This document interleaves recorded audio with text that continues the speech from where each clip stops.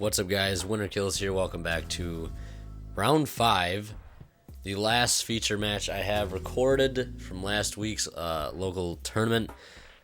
This round we got DDD versus Atlanteans, OCG build, of course.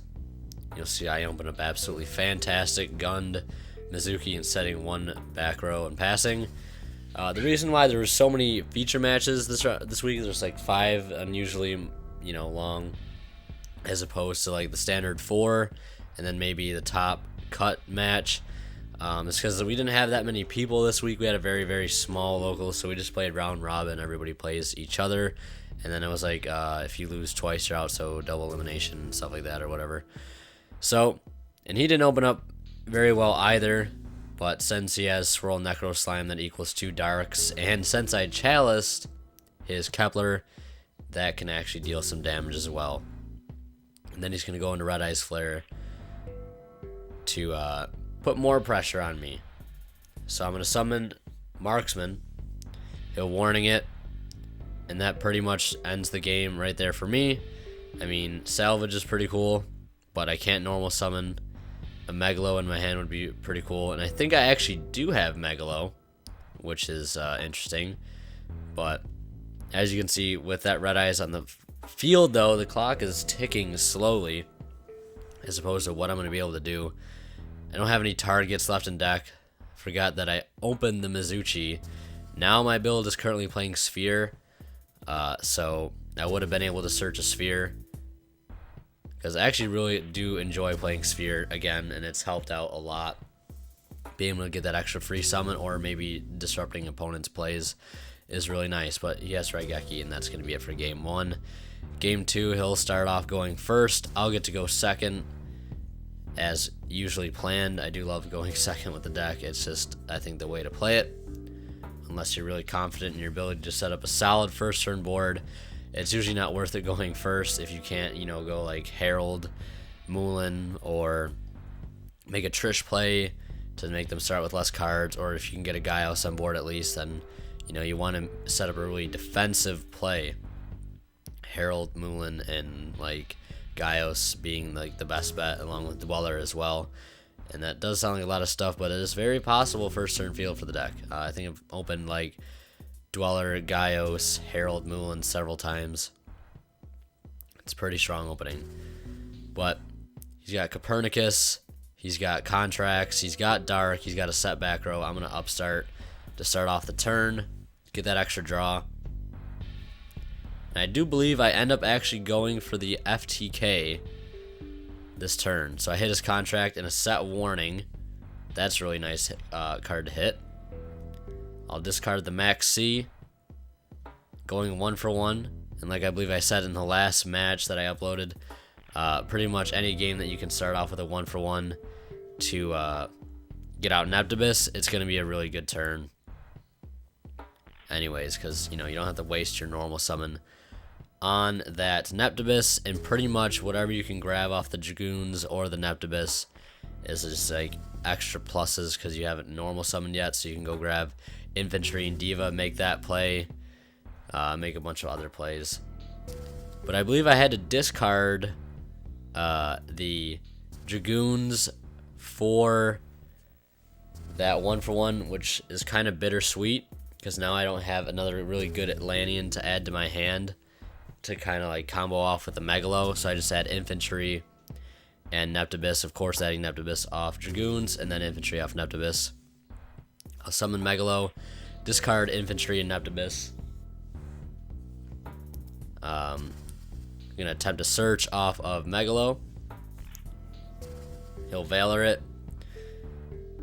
Infantry will pop Dark, and then Neptibus will revive that Dragoons. I've got the Instant Fusion, which I guess that's one of the reasons why I was kind of okay with discarding that Dragoons first turn, because I knew I was going to be able to get to activate its effect.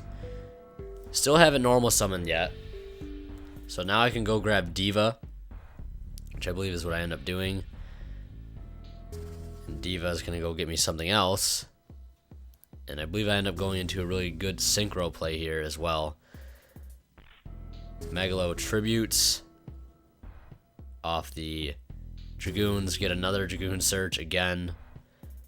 So I add Neptibus to set up for next turn, I believe. And I go grab Marksman to make a level 5 Synchro, High Speed, Royd, Chanbra.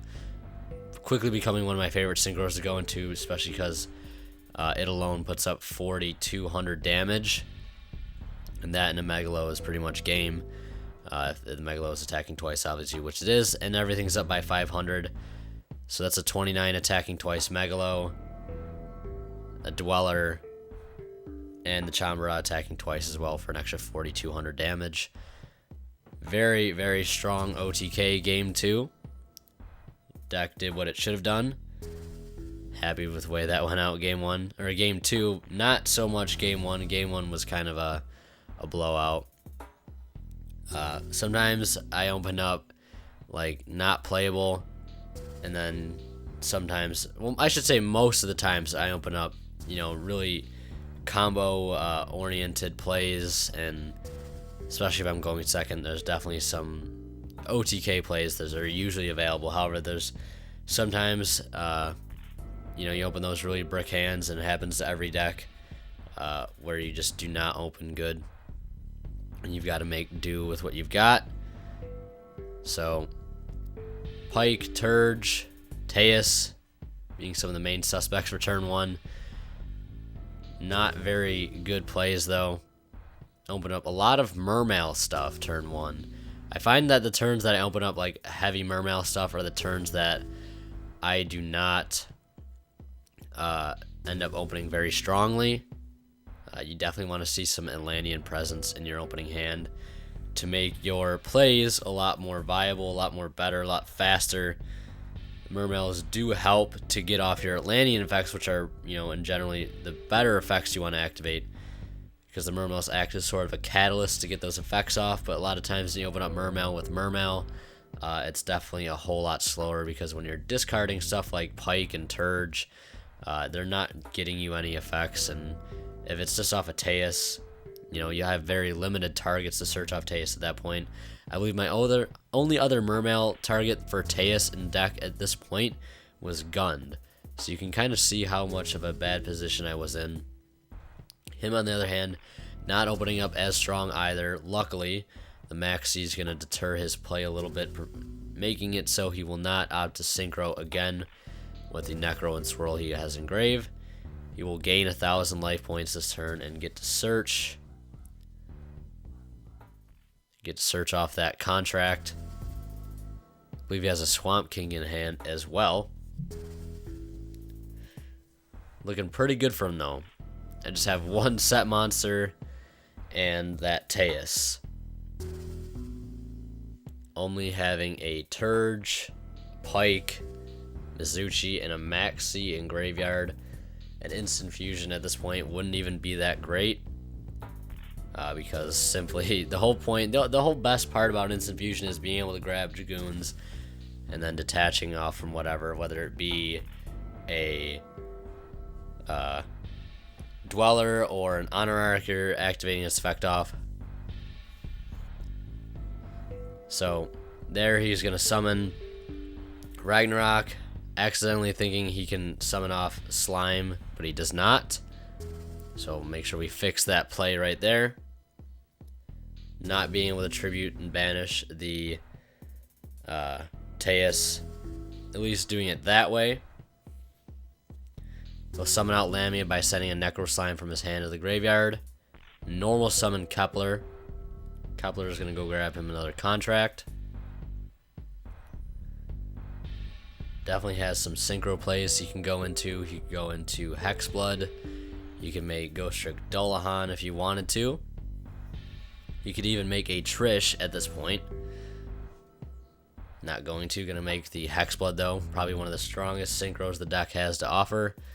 Little fusion again for Beowulf, making all of his stuff pierce.